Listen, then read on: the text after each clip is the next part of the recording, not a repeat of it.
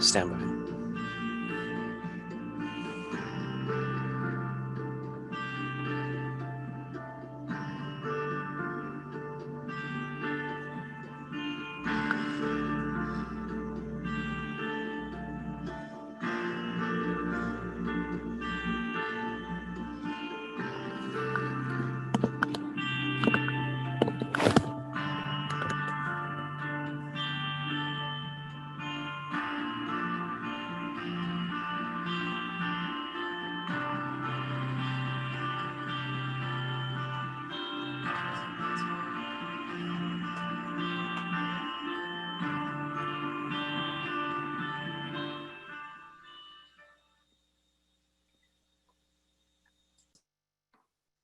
Good morning, good afternoon, and good evening, everyone. Karibuni, as we say in Swahili. Welcome. My name is Zain Verji. I'm from Kenya. I'm a former CNN journalist turned entrepreneur. I'm a storyteller and I'm a runner. In fact, I am the fastest Kenyan in West LA. Welcome to the launch of A World in Disorder, the latest report by the Global Preparedness Monitoring Board. This event is being live streamed on the WHO social media channels. The board is an independent monitoring and accountability body to ensure preparedness for global health crises. It was convened by the World Bank and the World Health Organization and is made up of political leaders, agency principals, and world-class experts. The work of the board is to chart a roadmap for a safer world for all of us. This year's report highlights the following: how the world was just unprepared for a pandemic, and COVID-19 took advantage of this. That the world was warned about the devastating impact of a pandemic and had all the tools to deal with the threat, yet failed. And that now we are witnessing widespread economic and social destruction.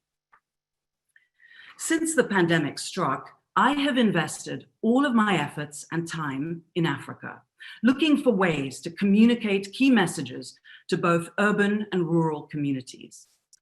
In partnership with MasterCard Foundation, we created COVIDHQAfrica.com to be Africa's own center for data and information. Africa has reported more than 1.3 million COVID infections and at least 30,000 deaths.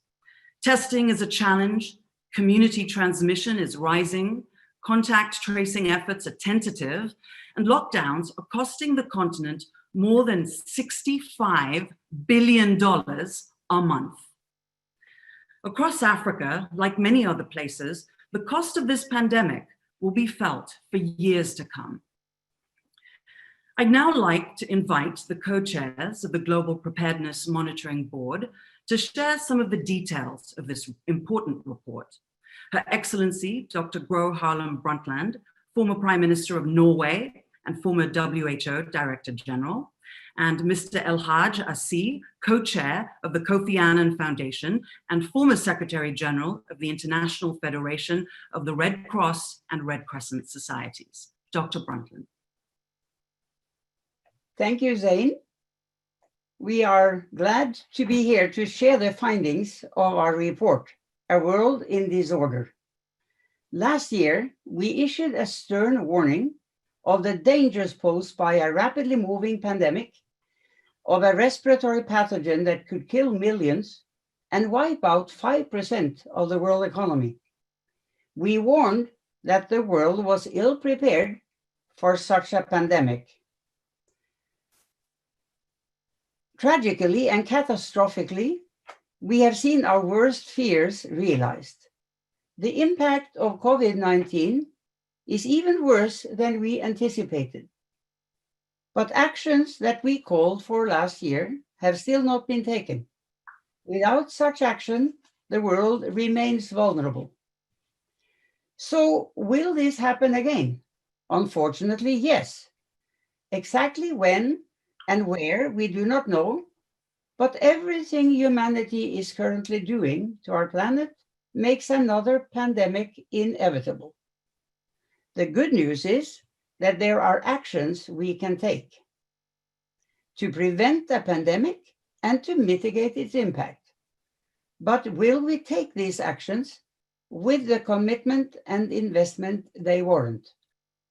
Past experience warns us of the perils of falling back into the cycle of panic and neglect.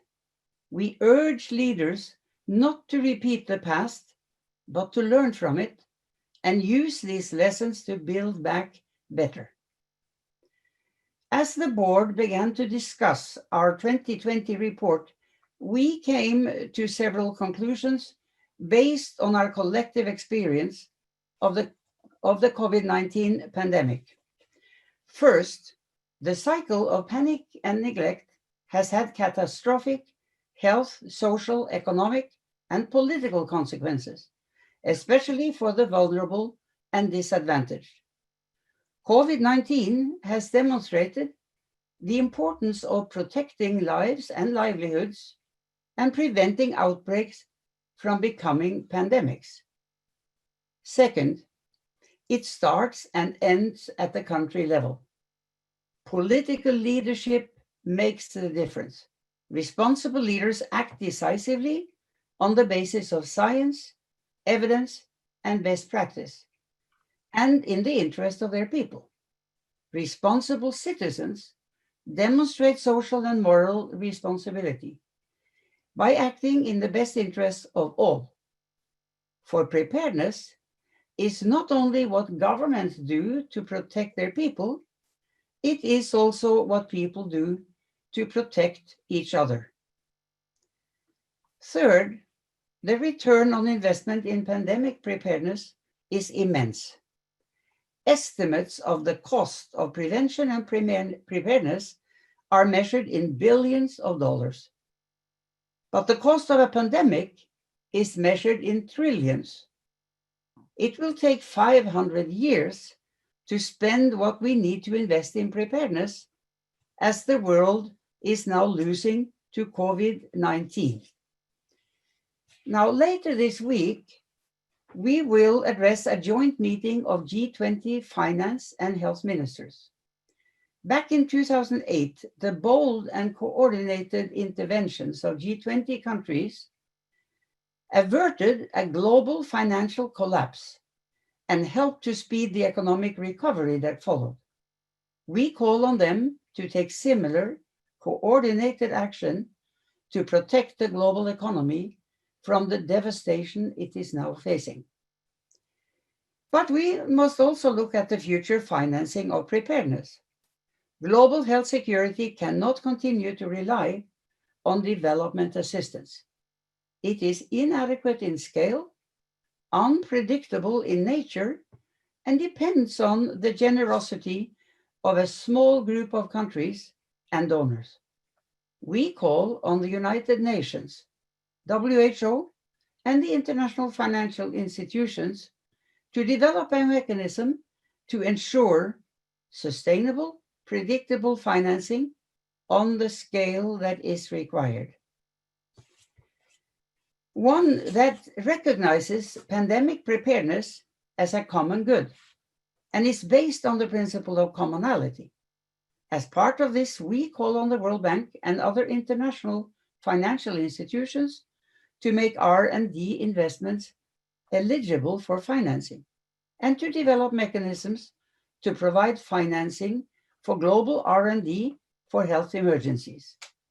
And finally, no one is safe until all are safe. A pandemic is by definition a global event and demands collective global action. Any efforts to weaken and undermine the multilateral system will have serious consequences on global health security. We need a strong multilateral system, one that is empowered, not abandoned, and fully supported by all national leaders.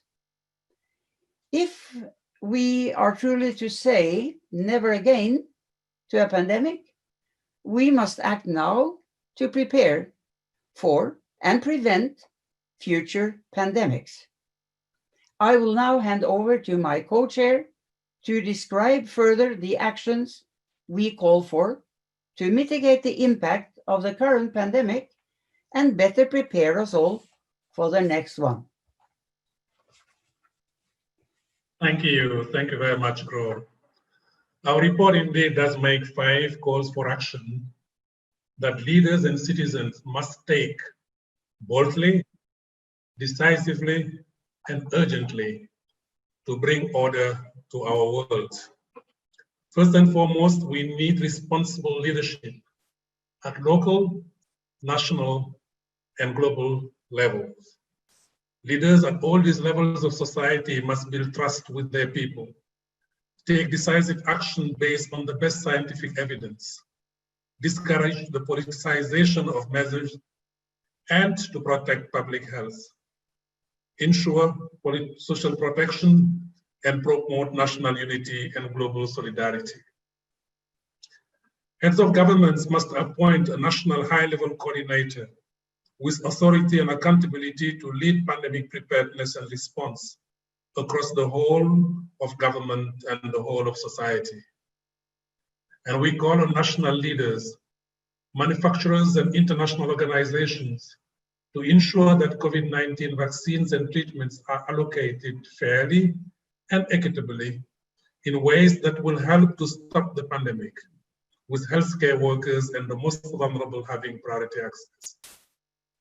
When effective vaccines begin to become available, every country should get an initial allocation of vaccines sufficient to cover at least 2% of its population to protect frontline healthcare workers.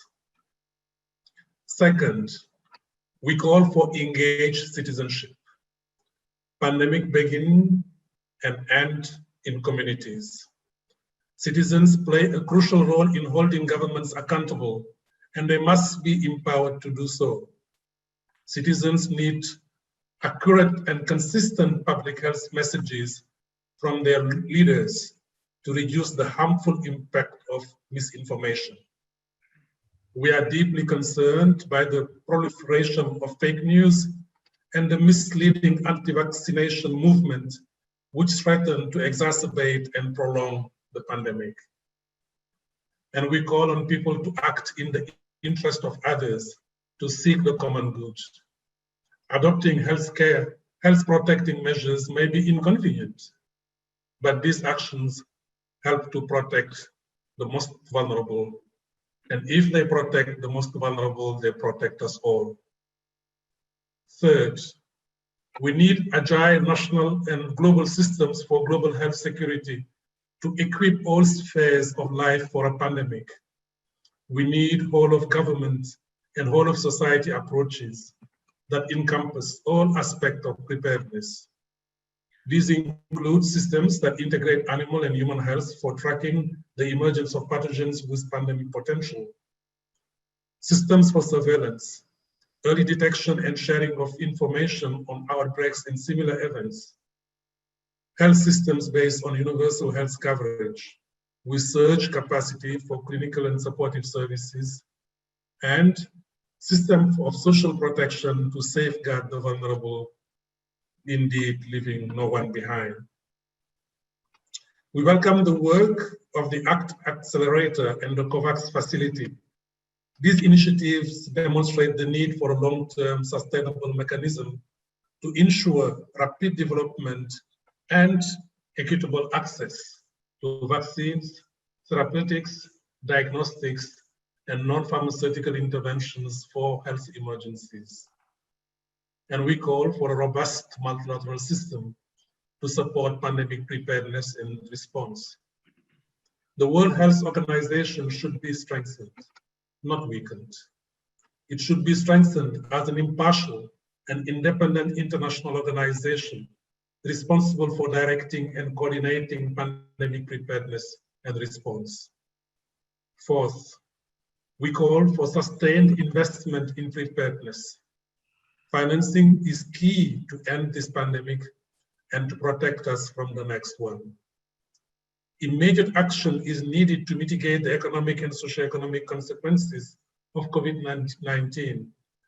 As you said, Gro, The action of the G20 countries in 2008 averted a global financial collapse at that time.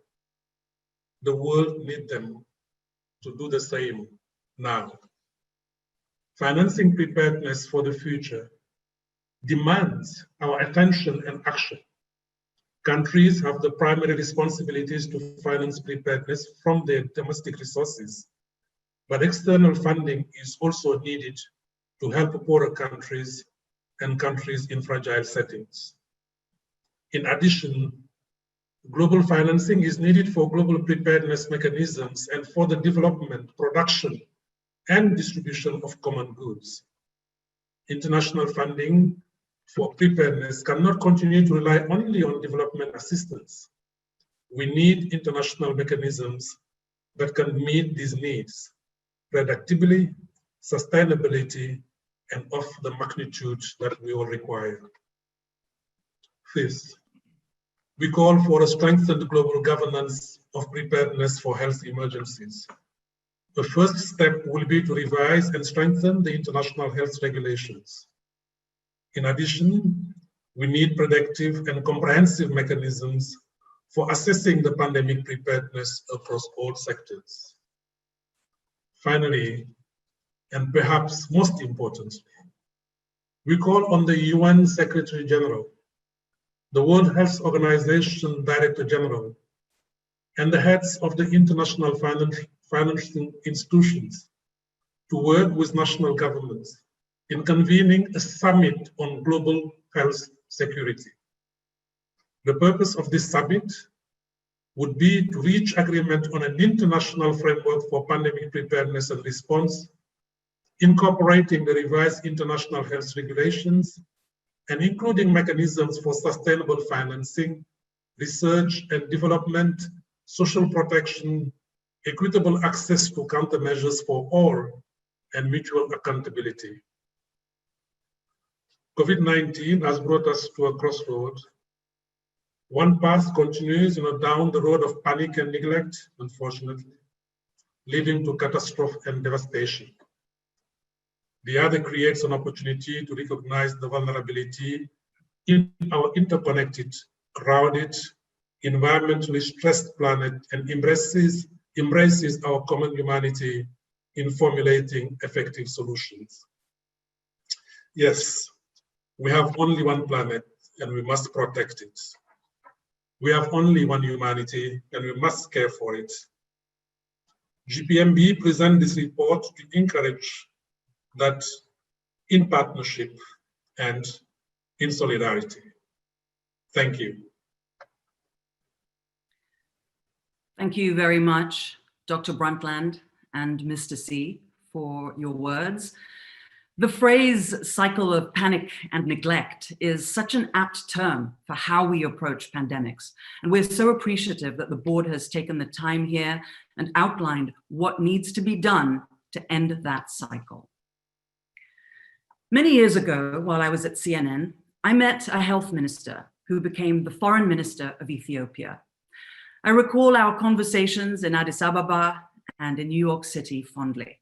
He is brilliant, compassionate, and elegant always.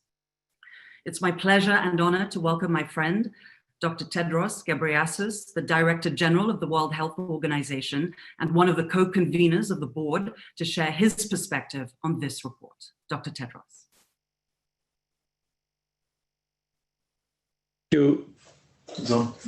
Thank you so much, Zain. That's very kind of you. Thank you for the introduction, my friend. Your Excellency, Dr. Gro Harlem Brundtland, and Your Excellency, Ms. Asi, Excellencies, dear colleagues and friends. 2 years ago, the World Bank and the World Health Organization founded the Global Preparedness Monitoring Board out of concern that the world was stuck, as both Dr. Brundtland and Dr. Asi said, in a cycle of panic and neglect. In recent years, we have seen a recurring pattern. The world throws money at an outbreak, then does little to prevent the next one. We have had numerous reviews, reports, and recommendations Some have been heeded, many have not. It's as if we wait for the plane to crash, then call for more safety inspections. We wait until the town burns down, then decide we need a fire department. We wait until the storm comes, then try to fix the roof. Let me say it as clearly as I can. We have to work together, plan for the long term, and realize that spending on health and preparedness is not charity. It's an investment in our future. Governments and international agencies must be accountable to the populations we have pledged to serve. In this new report, the GPMB lays out the lessons the world must learn and the concrete actions we can take to protect ourselves. If we do not learn these lessons now and take the necessary steps to make our world safer, when will we? The COVID-19 pandemic has taken a huge toll on lives and livelihoods, disrupting health systems, economies, and societies. Even countries with advanced health systems and powerful economies have been overwhelmed.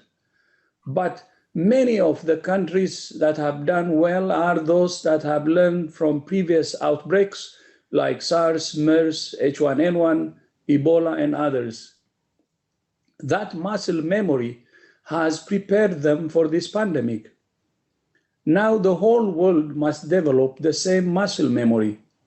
We can no longer wring our hands and say something must be done.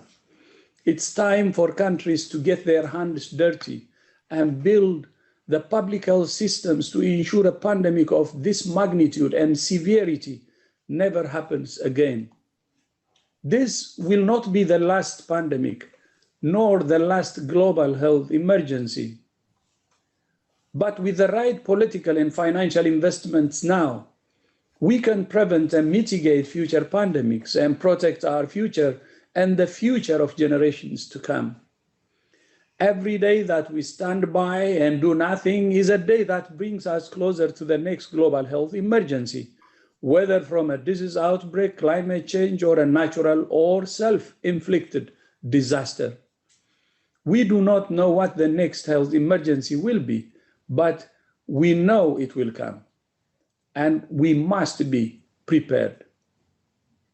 This is not fear-mongering. It is a call to action. We have the tools and the know-how to confront these challenges. It's the same reason we mandate seat belts, invest in fire departments, and vaccinate our children. The fact is, when it comes to preparedness, our biggest obstacle is ourselves. Short-term self-interest is simply not sufficient. It is a basic principle of public health. No individual alone can protect themselves from an outbreak, and no nation can act alone in a pandemic. We can only confront these global threats as a global community, united in solidarity and committed to long-term cooperation. 2020 has been a wake-up call. The COVID-19 pandemic has levied a terrible cost on humanity. These have been hard-won lessons. We must learn from them, and we must build back better. The GPMB has given us a plan. Thanks, ASI, thanks, GRO, thanks to all board members.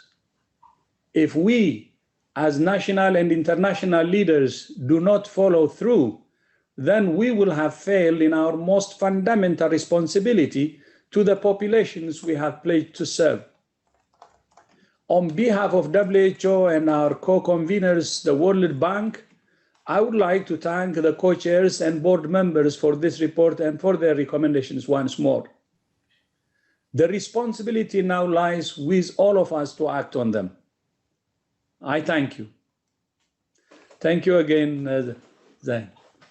Thank you. Thank you very much, Dr. Tedros, for offering those important words for all of us today. It's so great to see you, and thank you so much for your great leadership today. I'd now like to invite Ms. Henrietta Fore, the Executive Director of UNICEF and a member of the Global Preparedness Monitoring Board, to share her perspective on the urgent actions that need to be taken to protect everyone, especially the most vulnerable from pandemics. Ms. Fore. Thank you very much, Zain, and thank you, Drs. Brundtland, Asi, and Tedros. On behalf of everyone at UNICEF, we welcome this report's launch. And we recognize the critical importance of the GPMB and organizations like WHO in shaping not only this report, but the future of preparedness and international public health architecture. When we presented the first report last September, we highlighted the risks of not being prepared for the pandemic. This year's report is not about risks. It's about the consequences of failing to heed this warning. As the data in the report clearly shows, COVID-19 is a global crisis made worse by a lack of preparedness at the global, national, and even at the community level. This lack of preparedness forced many countries to use the bluntest weapons in response, including lockdowns and travel disruptions that have affected nearly every aspect of people's lives. The hardest hit are the poorest and the most vulnerable, and in particular, the most vulnerable of all, children. This is a children's crisis. Over 1 billion children are losing out on an education. Health systems are stretched and mothers are going without basic services. Based on some projections, we could see a time in the next 6 months when up to 6,000 children die per day from a preventable cause. Life-saving vaccination campaigns have largely ground to a halt, including for measles, diphtheria, tetanus, and polio, putting a generation of children at risk of preventable diseases. Food and nutrition systems are strained, which could result in an additional 6.7 million children under 5 years of age suffering from wasting and an additional 10,000 deaths per month. We're seeing rises in violence, child labor, and even child marriage as lockdown measures and budgetary constraints keep children from the protections and services like counseling that they need. Communities without reliable or clean water systems are at a huge disadvantage in reducing the spread of the virus. 2 out of 5 people in sub-Saharan Africa have no access to hand washing facilities at all. And we're seeing economic hardships that could push another 100 million children into poverty. As a humanitarian organization, UNICEF is working around the clock to rapidly support the global response. And thanks to our donors and partners across the humanitarian system, we're delivering life-saving supplies, working with communities to provide information and messaging to prevent infection, providing online and distance learning to millions of out-of-school children, keeping vaccination campaigns up and running, and providing water, sanitation, and hygiene supplies to communities that are battling COVID-19. But as a development organization, we recognize that better and more coordinated preparedness could have helped us control the virus more quickly and with fewer deaths. As the report makes clear, we need sustained investment, not only to deal with the pandemic before us, but to prepare for future threats. This includes creating a dedicated mechanism to allow rapid deployment of funds at the beginning of a pandemic. UNICEF calls on the public and private sectors to join forces to develop new financing mechanisms to rapidly invest in the system protection and emergency preparedness over the short and the long run. We also require a stronger global architecture for health security to develop specific strategies for managing transportation disruptions, school closures, food shortages, and stretched health systems. This global coordination is not only essential to the equitable distribution of a vaccine, which UNICEF is supporting as the lead agency in the COVAX facility, but it is also necessary as an ingredient to help communities handle the devastating knock-on effects of other health emergencies in the future. And finally, we need to view all health emergencies through a single global lens. COVID-19 reminds us that what affects one country affects all countries. And so UNICEF joins the board's call for a new international framework for health emergency preparedness, one that will help all countries respond to health emergencies while building back better, stronger, and more prepared health systems for the future. We are in this together. We must respond together. We must rebuild together, and we must prepare together, because this is not the last emergency we will face. It will happen again. With all our global health partners today, we plan to emerge from the pandemic stronger and more united than before, and design the systems needed to better manage these emergencies in the future. Thank you very much, Zane.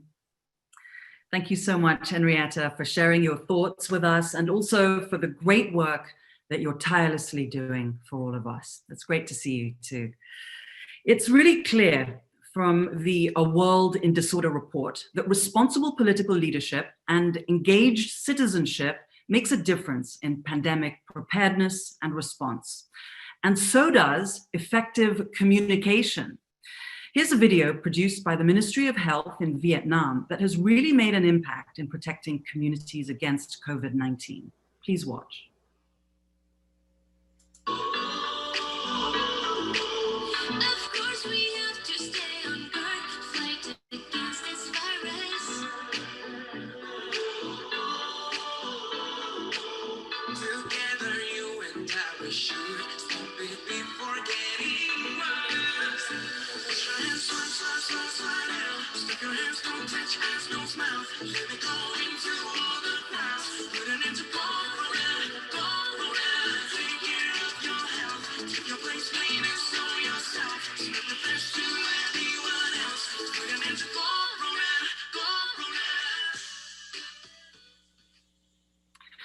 That video is a really great example of how governments can promote public health action based on science while engaging communities effectively. So what does it really mean to end the cycle of panic and neglect around preparedness? We've heard that a few times today, so let's discuss it now, okay?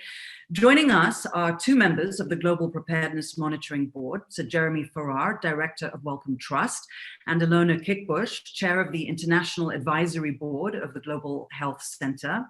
We also have Ms. Mamta Murthy, Vice President of Human Development at the World Bank, which is one of the co-conveners of the board, and Mr. Jagan Chapagain, Secretary General of the International Federation of the Red Cross and Red Crescent Societies. Thank you so much to all of you for being here today. Ilona, let me start with you. The first two calls to action in A World in Disorder are responsible leadership and engaged citizenship. From your perspective, what do these recommendations look like to you practically? And why are they so important in health emergencies? Thank you very much, Zane. You will understand that I have a strong feeling of deja vu. I was part of a number of committees after the Ebola outbreak and 5 years ago, and many of the things that are being recommended now were recommended then. And particularly as far as citizens and their involvement goes, you will remember how strong the recommendations were that the communities that were affected by Ebola would also be involved in fighting the disease and in building trust within the community. Interestingly enough, I think with the pandemic of COVID-19 hitting the developed world first, we did not think that we had to learn the lessons from the developing countries. And I think this is one of the features of this pandemic, that the developed world thought, this is not for us. Pandemics so far have been elsewhere, not in our part of the world.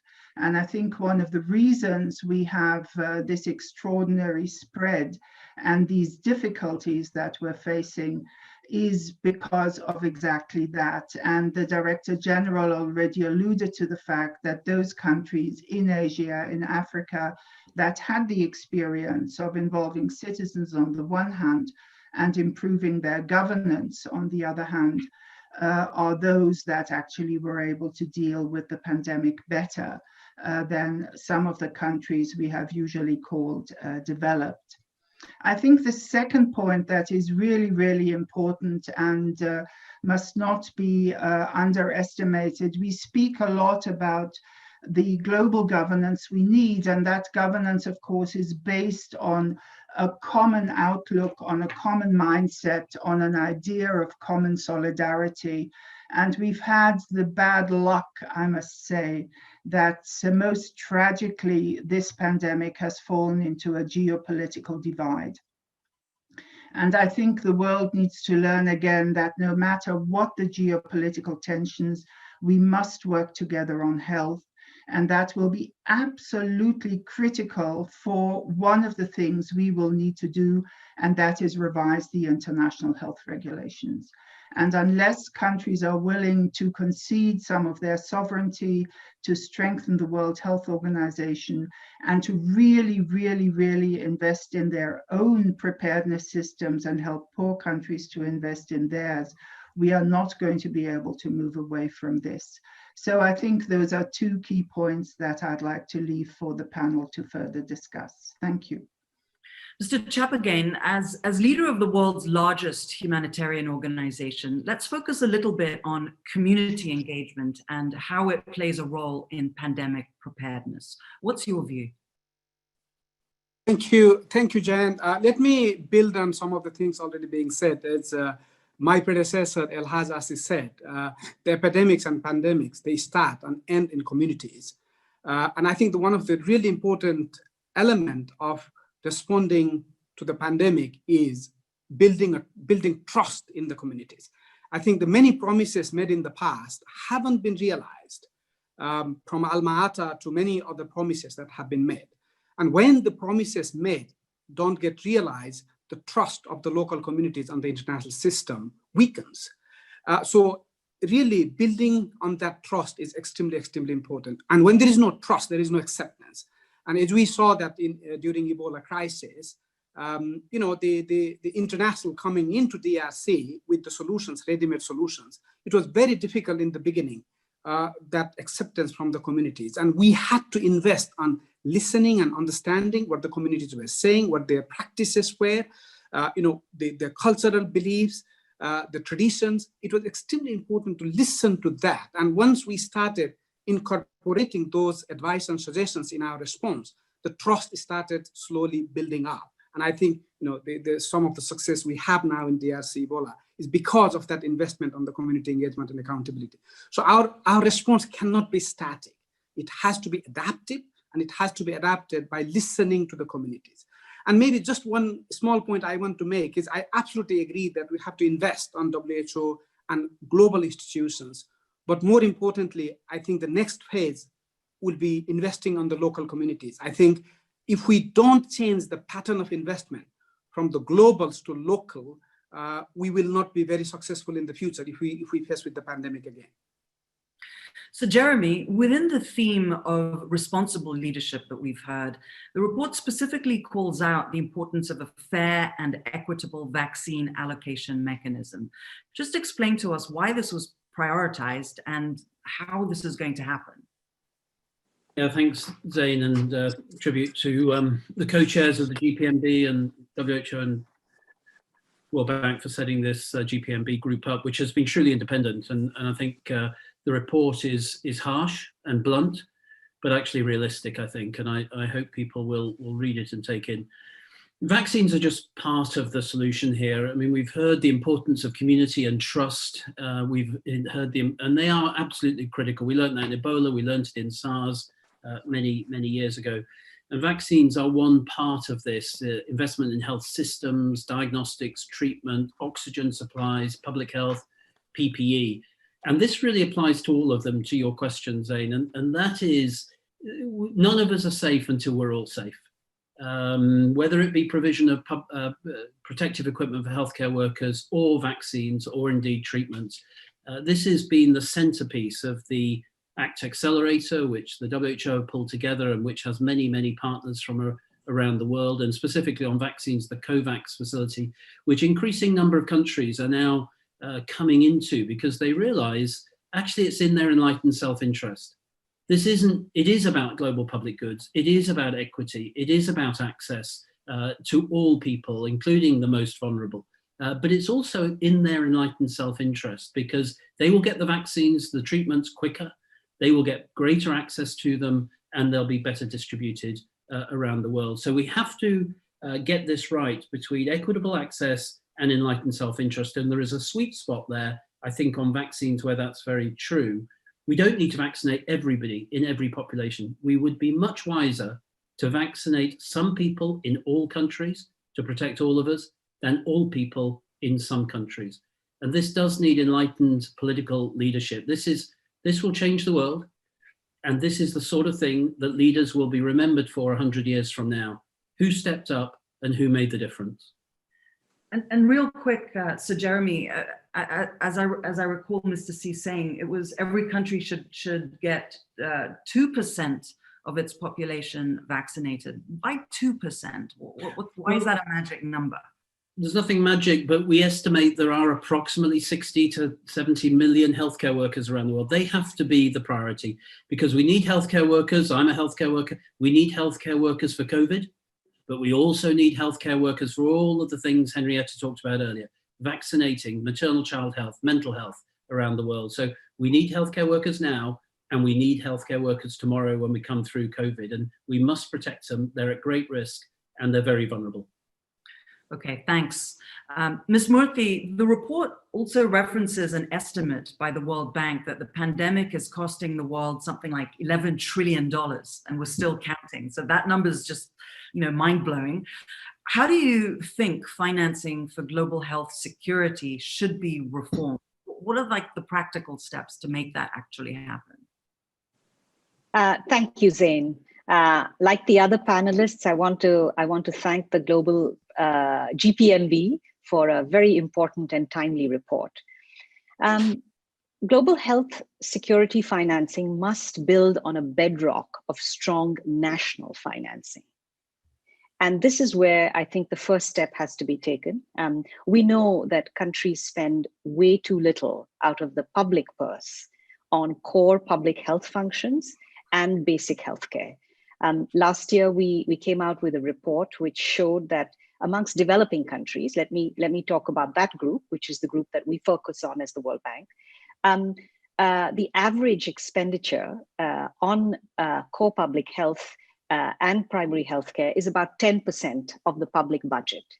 And there's a huge variation. In some countries, it's as low as 3%, and in other countries, it's higher. And we would say that this needs to be adequately resourced.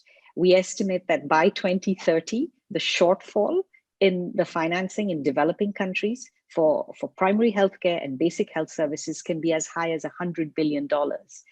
So without more domestic resource mobilization for core public health, global health security is not going to go anywhere. Now, the second point I would make is we're in the middle of a big economic contraction. You talked about the huge economic losses. Well, what can one do during a huge economic contraction? Well, one can try to prioritize core public health services and reallocate towards core public health services. And we'd like to see governments doing that. Let's take the case of the debt service relief that developing countries are being provided. Well, they could move some of that money into core public health services. Other countries are raising taxes, for example, on tobacco, and that could go towards core public health. The third thing I would say is that international financial institutions like our own could also prioritize this. And we've tried to do so since the start of the pandemic. We've provided over $7 billion for this kind of thing, both fighting the pandemic and other core public health. So these would be my three practical measures to improve financing for global health security. Thank you. You know, the consequences of COVID-19, as we've been hearing throughout the report and in all these conversations, are extending beyond the health sectors, which means health emergency preparedness can't be siloed, right, in the approach that we need to take going forward. And the report warns that we need to ensure that all sectors, health, economic, education, and social, are pandemic proof. So I just want to dig into the pandemic proofing piece of this report and start with Mr. Chapagain on this. What are your thoughts on pandemic proofing the social sector? Thank you, Jen. Maybe I just want to build on a little bit what Jeremy said before. You know, when we talk about the 2%, and I absolutely agree that the healthcare professionals, doctors and nurses, absolutely. Right. But the one other sectors which we cannot forget is the volunteers. You know, as a Red Cross Education, of course, we had 14 million volunteers who got mobilized during this crisis. And there is 250 million people with the risk communications, and they have been working on the front line. And, you know, a number of volunteers have caught COVID and unfortunately have paid the ultimate price of their life. So these are, of course, these are Red Cross volunteers, but I know volunteers from many other organizations have also been absolutely on the front line. So I just wanted to highlight their contributions, and important not to forget that, while of course we prioritize the doctors and nurses. Coming back on the pandemic grouping, absolutely, it has to be multi-sectoral. It cannot be looked from one angle. And maybe just a couple of things I can share from my organization's perspective would be, one is really investing on the community resilience. I think building on the community resilience. And maybe the one thing I want to highlight here is, with all due respect, I think building back better is not good enough. We cannot go back to what brought us here. So we really have to build forward future. I think the way we built in the past has created hundreds of millions of people who are living in absolute situations in Africa and South Asia, but there's no basic health infrastructure, even after, I don't know how many decades of after Alma-Ata. So we really have to build very differently. The future, the pandemic proofing we are thinking of, have to be much more inclusive in the future. So that means resilience building, absolutely empowered communities, engaged communities, and ability to act boldly, fast, and locally is very, very important. And the linked element, the second element, would be real investment on the social protection mechanisms. I think, of course, in Europe, with a very strong social protection mechanism, it was not enough. Imagine the situation in many other countries where the social protection mechanisms are very, very weak. So I think these two elements would be extremely important for the pandemic proofing. Thank you. So Jeremy, from pandemic proofing's point of view, what are the key things or thing you would say from the health or economic perspective? I think it's the fact that you just can't disconnect these. You know, here we have, it's these four circles. We have the health consequence, the indirect health consequence, as Henrietta said, about vaccines and cancer therapy and around the world. Then we have the economic, the trade, the educational opportunities, and finally the geopolitics, these overlapping circles, all of which gets thrown up in the air and disrupted when we have these sorts of crises. The GPMB report talks about the preparation and the response to that, but as in the 20th century, we're facing another time when we have to ask ourselves, do we want to come together as a world? Because if we look at the challenges we're going to face in the 21st century, they're all multilateral, they'll all be inequitable. We need the countries of the world to come together rather than splitting apart. And I think that is the gravest risk we face at the moment. We go to a polarized, more nationalistic world when the challenges we face are all multipolar. Ms. Murthy, from your point of view, from international financing institutions thinking about pandemic proofing, what would you say? Thank you, Zaid. I would say two things. Safety nets for people that can scale up as needed. That's the first thing. And the second thing is contingency plans for governments, for businesses, and for educational institutions, so that there can still be some sort of functioning that can happen even as things have to shut down. This is why we have really focused on supporting countries build safety nets. And currently we are providing resources so that over 1 billion people can receive money in their pockets from governments so that their livelihoods can go on. We're also supporting educational institutions in over 65 countries so that there can be some form of remote learning. It might be via TV, it might be via radio, it could be printed materials in many parts of the world. And of course, where people have access to the internet, it would be through the internet. So that would be our approach, safety nets, and then plans so that governments, businesses, and educational institutions can continue to function even during a pandemic. Thank you. Ilona, the report also argues that the current governance for preparedness is just too complex. It's too fragmented. So how is this sort of prolonging the pandemic? What really needs to change? If you could sort of briefly offer a key thought on what we need to do differently. Well, Zain, we have in the report a picture of the present governance, and I think anyone looking at that picture will sort of scratch their head and say, how come they get to do anything at all? But I think that's why we've called for this framework. That's why we've called for this Global Health Security Summit, because we do need to find a new structure. We need to find a new international agreement. And we, in a sense, need to put new order into this because, again, you know, even as you look at that complicated picture, there are still bits and pieces missing. Just think of the whole issues that are related, for example, to world trade, to a rethinking of the contribution of the World Trade Organization, our agreements on intellectual property, our agreements on global supply chains, etc. There is an enormous amount that we have learned that actually belongs to preparedness, to being pandemic proof within countries and internationally. So we do need to move ahead because many of these other issues we've mentioned won't fall into place unless we have that agreement in those other sectors. And I would just like to reiterate, it's about building forward. And if we're building forward, then we also have to include the new industries, the tech industries, the information industries. Otherwise, we will not be able to move. Thank you very much, Ilona Kickbush, Sir Jeremy Farrar, Ms. Mamta Murthy, and Mr. Jagan Chapagain. Thank you so much to all our panelists for your insights, for your time, and some really important and engaging comments. Thank you very much. Finally, I would like to invite Dr. Brundtland and Mr. C back into this conversation and ask you both the same question.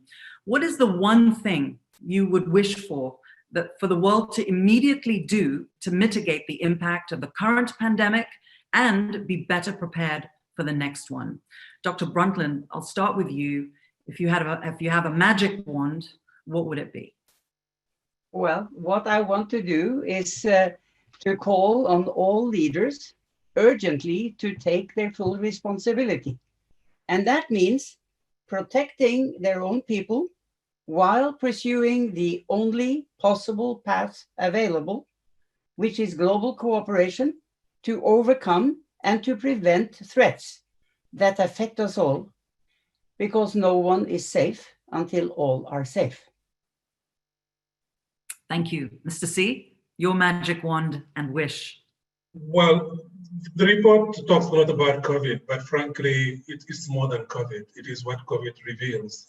And I think one big thing that we really need is a big move, a big movement, a global movement, you know, from what we politely call nationalism and I call egoism, then move from that egoism to solidarity and, you know, to more sharing of knowledge, sharing of financial resources, sharing of power, a move from isolation to more inclusion and partnership between rich and poor, between what we call usually the North and the South, partnership between men and women, and as COVID reminds us, a partnership between young and old, this generation and the next one. And finally, a big move from stigma, discrimination, scapegoating to more compassion, more care, and more support, because as Gro said, none of us is safe until we really all are. Thank you so much, Mr. C, Dr. Brundtland. Thank you, and we're so appreciative of the kind of work that you're doing here and navigating us through not only this pandemic, but in going forward, and what are some of the really important and key things we need to continue to think about and keep front and center. Thank you to all our participants for joining us today. I'd also like to thank you, the audience, for listening in. And I really want to share my appreciation once again for the Global Preparedness Monitoring Board putting out A World in Disorder. I hope that all of us leave this discussion inspired to use our power as citizens to hold our leaders accountable and to do our part for protecting the most vulnerable amongst us. As the report itself says, and I quote, "Preparedness is not only what governments do to protect their people, it is also what people do to protect each other." Thank you so much, everyone. Goodbye, take care, stay healthy, and love those near and dear to you. Thank you.